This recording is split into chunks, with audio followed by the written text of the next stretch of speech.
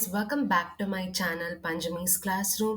இந்த வீடியோல நம்ம 12th standard biozoology chapter 8 microbes in human welfareல microbes in household productsல நம்ம fermentation processல இருக்கக்கூடிய household products தான் நம்ம பார்க்க போறோம்.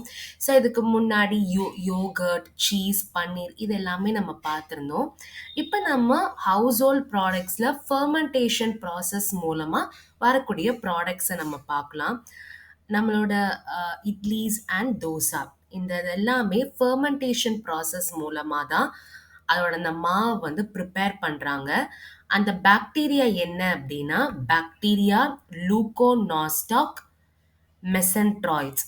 கொஞ்சம் கஷ்டமாக தான் இருக்கும் நம்ம சயின்டிஃபிக் நேம் வந்து புதுசாக கற்றுக்கிறதுக்கு. பட் நீங்கள் வந்து அப்பப்போ வந்து அந்த வேர்ட்ஸை ஃபெமிலரைஸாக ஆகணும் அப்படின்னா நீங்கள் கொஞ்சம் ப்ராக்டிஸ் பண்ணால் தான் முடியும். அண்ட் நீங்கள் வந்து எழுதியும் பாருங்கள், ஏன்னா வந்து ஸ்பெல்லிங் மிஸ்டேக்ஸ் ரொம்ப காமனாக வரும் சயின்டிஃபிக் நேம் எழுதும்போது. ஸோ நம்ம இந்த ஃபெர்மெண்டேஷன் ப்ராசஸ்க்கு என்ன பாக்டீரியா யூஸ் பண்ணுவாங்கன்னா லூகோனாஸ்டாக் மெசன்ட்ராய்ட்ஸை யூஸ் பண்ணுவாங்க. அண்ட் பிரெட் மேக் பண்ணும்போது ஃபெர்மெண்டேஷன் ப்ராசஸை நம்ம ஈஸ்ட் யூஸ் பண்ணுறோம். அதோட சயின்டிஃபிக் நேம் தான் சக்காரோமைசிஸ் சர்விசியே.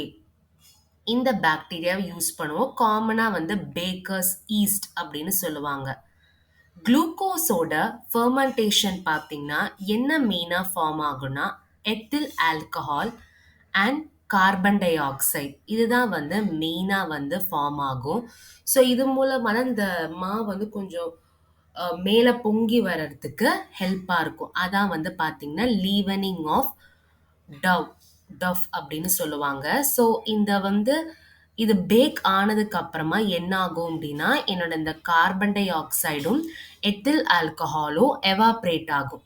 அந்த எவாப்ரேட் ஆகிறதுனால தான் என்னோட பிரெட் வந்து சாஃப்டாகவும் போரஸாகும்னா அங்கங்கே இந்த ஓட்டையாக வந்து கிரியேட் ஆகிறது வந்து ஏன் அப்படின்னா இந்த டவ் வந்து நம்ம பேக் பண்ணதுக்கு அப்புறமா இதில் முன்னாடி ஃபார்ம் ஆன ethyl alcohol and carbon di oxide வந்து என்ன ஆகும்னா எவாப்ரேட் ஆகும். இந்த எவாப்ரேட்ன்றது முக்கியமான ஒரு கீவேர்ட்.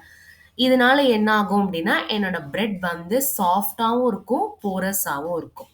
ஸோ ஃபெர்மெண்டேஷன் ப்ராசஸில் என்னெல்லாம் நம்ம யூஸ் பண்ணுறோம் அப்படின்னா இட்லிஸ் அண்ட் தோசாக்கு வந்து பாக்டீரியா லூகோனாஸ்டாக் மெசன்ட்ராய்ட்ஸ் யூஸ் பண்ணுறோம். பிரெட்டுக்கு பார்த்தீங்கன்னா செக்காரோமைசஸ் செரிவிசியை வந்து யூஸ் பண்ணுறோம்.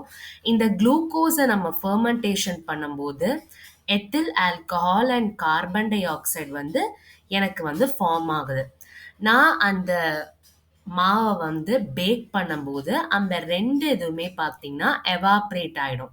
எவாப்ரேட் ஆகுறதுனால என்னோட பிரெட் வந்து போரஸாகவும் சாஃப்டாகவும் வந்து எனக்கு கிரியேட் ஆகுது. ஸோ இவ்வளவுதான் நம்மளோட மைக்ரோப்ஸ் இன் ஹவுஸ்ஹோல்ட் ப்ராடக்ட்ஸ். நெக்ஸ்ட் வீடியோவில் மைக்ரோப்ஸ் இன் இண்டஸ்ட்ரியல் ப்ராடக்ட்ஸை பற்றி டீட்டெயிலாக நம்ம பார்ப்போம். இந்த டாப்பிக்கில் ஏதாவது டவுட் இருந்ததுன்னா மறக்காமல் கமெண்ட் செக்ஷனில் போஸ்ட் பண்ணுங்கள். இந்த வீடியோ உங்களுக்கு பிடிச்சிருந்தா லைக் பண்ணுங்கள், உங்கள் ஃப்ரெண்ட்ஸ்க்கு ஷேர் பண்ணுங்கள் அண்ட் மறக்காமல் பஞ்சமிஸ் கிளாஸ் ரூம் சேனலை சப்ஸ்கிரைப் பண்ணுங்கள். தேங்க்யூ.